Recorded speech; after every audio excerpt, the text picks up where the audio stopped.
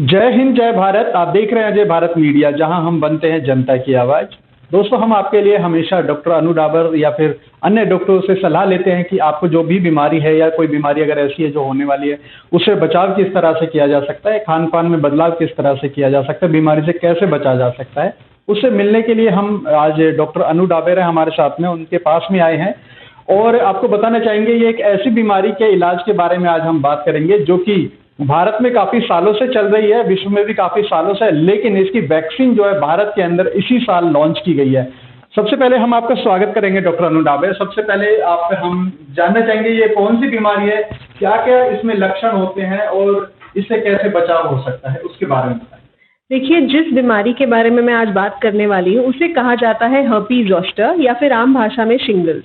ये दरअसल एक चिकन पॉक्स का प्रकार है जो बचपन में अगर किसी को चिकन पॉक्स हुआ है उसके बहुत सालों बाद, खासकर 50 साल की उम्र के बाद जब आपकी इम्यूनिटी कमज़ोर होती है, या अगर आपको कोई ऐसा रोग है जो आपका इम्यून सिस्टम कमज़ोर कर रहा है, जैसे chronic asthma, chronic kidney disease, chronic liver disease, किसी भी तरह का गठिया या ऑटो इम्यून डिजीज, उससे ये चिकन पॉक्स रिएक्टिवेट हो जाता है और इसमें अलग अलग तरह के कॉम्प्लिकेशंस हो सकते हैं। स्किन में चिकन पॉक्स जैसा या उससे ज़्यादा सीवियर रैश जो ऑल ओवर बॉडी को इन्वॉल्व कर सकता है या किसी लोकलाइज सेगमेंट में। इस रैश के साथ एक प्रॉब्लम होती है जिसे कहा जाता है पोस्ट हेपेटिक न्यूरैल्जिया, जहां पर उस रैश के ठीक होने के बाद भी मरीजों को सालों तक सीवियर पेन, जो पेन किलर से भी नहीं जाता, इचिंग, रैश, टिंगलिंग, झिंझनाहट या सुई चुभने जैसी फीलिंग हो सकती है। इस इन्फेक्शन हर्पीज ज़ोस्टर के होने के 1 महीने तक हार्ट अटैक और लकवे का रिस्क बहुत बड़ा रहता है। कुछ पेशेंट्स में ये हर्पीज ज़ोस्टर फैलकर लिवर में, जिससे हेपेटाइटिस, लंग में, जिसे न्यूमोनिया, वायरल न्यूमोनिया कहते हैं, इस तरह के कॉम्प्लिकेशंस भी कर सकता है। और एक इम्पॉर्टेंट प्रॉब्लम इस बीमारी के साथ होती है जिसे कहते हैं हर्पीज ज़ोस्टर ऑफ्थैल्मिकस, जहां पर आंख की रोशनी पर अचानक चले जाने का नुकसान हो सकता है, या फिर आपके ब्रेन में हर्पीज ज़ोस्टर का इन्फेक्शन हो जाता है जिसके कारण पेशेंट्स को मिर्गी आना, फीवर बने रहना, कोमा में चले जाना, इस तरह के खतरनाक कॉम्प्लिकेशंस हो सकते हैं। मैम, जो ये बीमारी है इससे बचने के लिए जो वैक्सीन लॉन्च की है भारत में इस साल, कब ये लॉन्च की गई थी और लोगों को आप क्या सलाह देना चाहिए? देखिए, इसके लिए जो वैक्सीन लगती है वो इंडिया में लॉन्च हुई है अप्रैल 2023 में, जिसका नाम शिंग्रिक्स है, जो GSK द्वारा लॉन्च की गई है। ऑल ओवर द वर्ल्ड ये वैक्सीन 2017 से अवेलेबल है एंड वी आर फॉर्चुनेट कि अब ये वैक्सीन इंडिया में भी अवेलेबल है। इस वैक्सीन को 2 डोजेज में दिया जाता है, 2 मंथ्स अपार्ट इंट्रामस्कुलर लगाया जाता है। इस वैक्सीन से ये एडवांटेज रहता है कि आपको ये जो हर्पीज ज़ोस्टर या शिंगल्स होने का रिस्क 99% तक कम हो सकता है, जो कि one of the highest vaccine responses हैं अगर हम किसी भी और वैक्सीन से कंपेयर करें। अब तक विश्व में इससे ज़्यादा सेफ या इफेक्टिव वैक्सीन इस बीमारी शिंगल्स के लिए और कोई नहीं बनी है।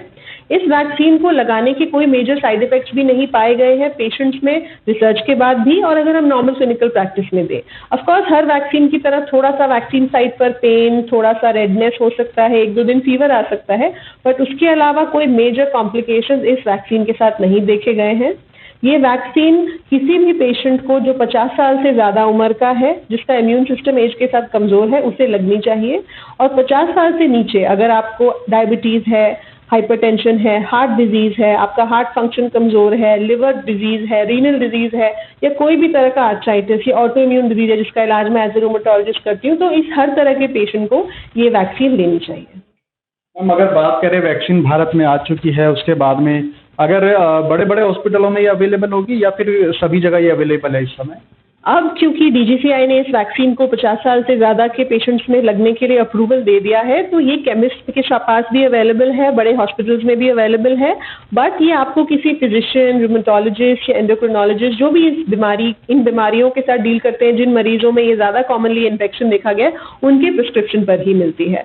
और एक और चीज़ है, इसको जो प्रिपेयर किया जाता है उसका तरीका स्पेसिफिक होता है, तो रिकमेंड किया जाता है इसे किसी नर्सिंग होम या फिर किसी हॉस्पिटल में जहाँ कोई ट्रेन नर्सिंग स्टाफ हो या किसी डॉक्टर के सुपरविजन में ही लगाया जाए। बहुत बहुत धन्यवाद आपका हमसे बात करने के लिए, हमारे दर्शकों के लिए। यदि आपका कोई अन्य क्वेश्चन है, कोई प्रश्न आप जानना चाहते हैं डॉक्टर साहब से, तो आप उसके लिए हमें कमेंट बॉक्स में नीचे मैसेज कर सकते हैं। हम जरूर आपसे दोबारा उन क्वेश्चन के आंसर दिलवाएंगे। धन्यवाद। जय हिंद जय भारत।